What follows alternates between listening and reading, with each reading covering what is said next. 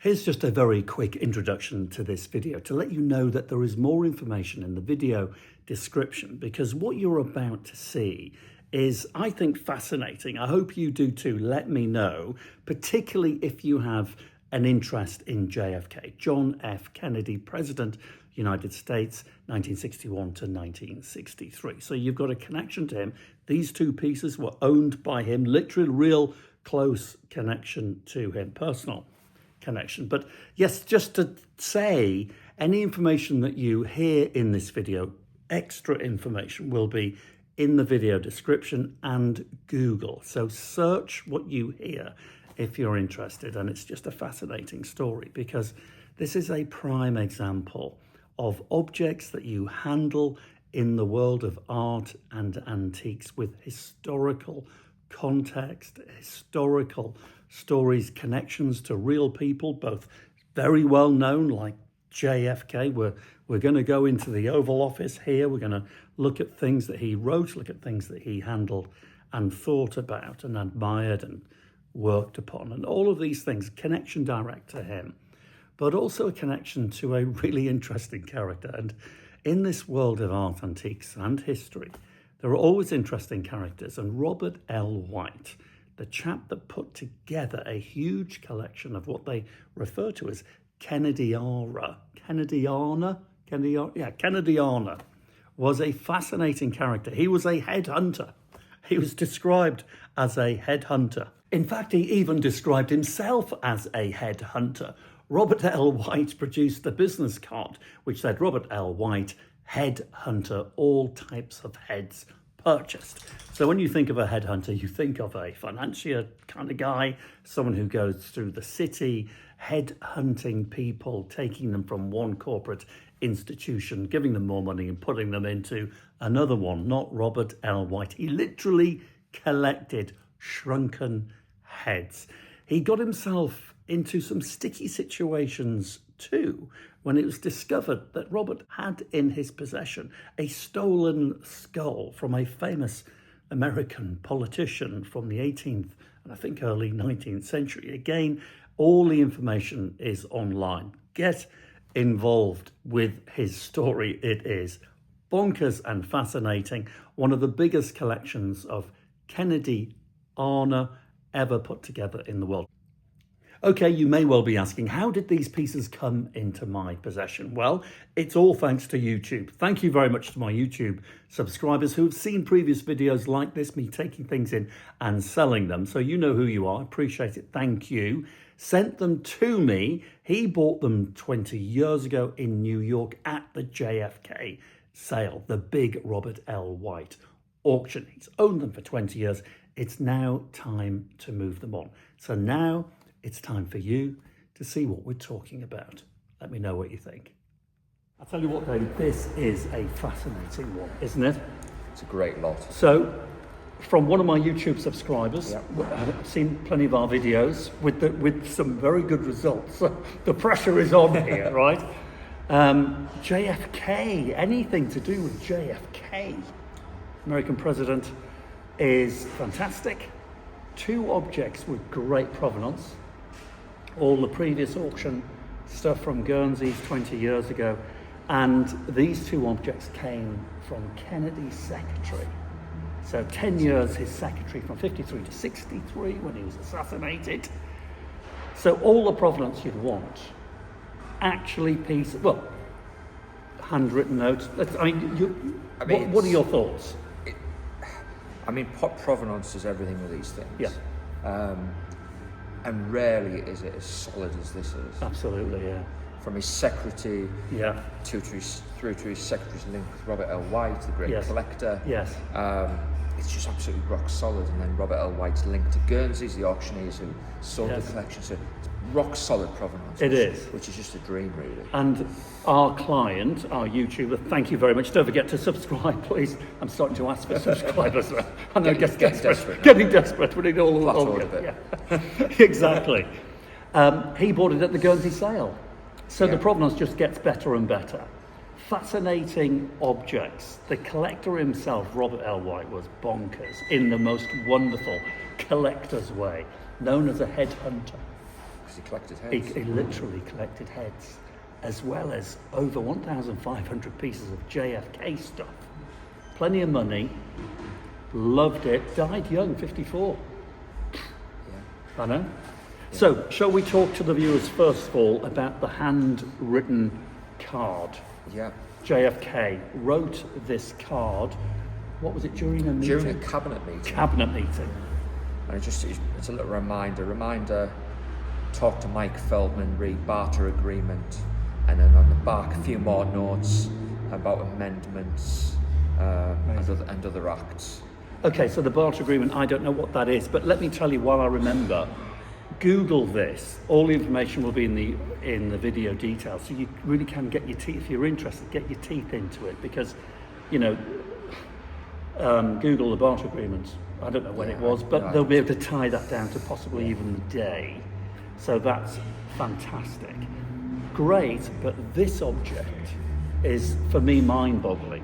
So we know this is a lovely bit of design on its own. Well, look at that Bakelite, made in Japan.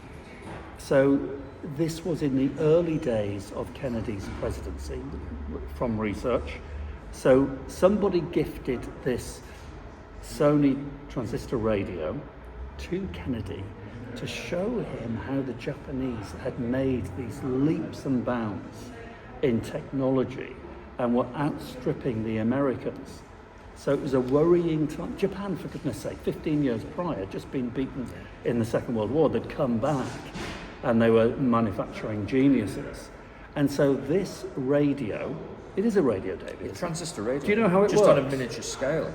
Right. It's an unusual bit of kit. Does that fold I've up? not pressed anything on it, so I didn't... Shall I dare? Oh, gosh. Hello, I'll do that again. Look at that. Okay. Jazzy.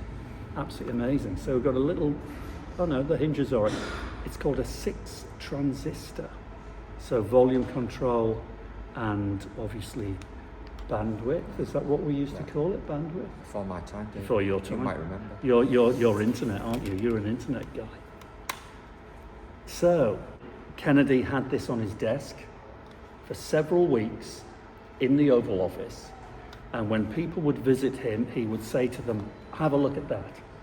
This is what, you have a look at that. I'm Kennedy. This is what the Japanese are doing. What are we going to do about it? They're miniaturizing, listen to the sound quality. What are we doing to compete with this? Shocking. Yeah. He handled that, David, on his desk. Who else handled it? We don't know. Whoever was around in 61 to 63, which is when it must have been. He was killed in 63, President 61. And then, his secretary, in the notes that we have, I'll drop all that info in. She writes that after a couple of weeks, he probably got bored of that, and it was disposed of. She stored it. And Robert L. White became friends with the secretary. When she died, he acted as her executor.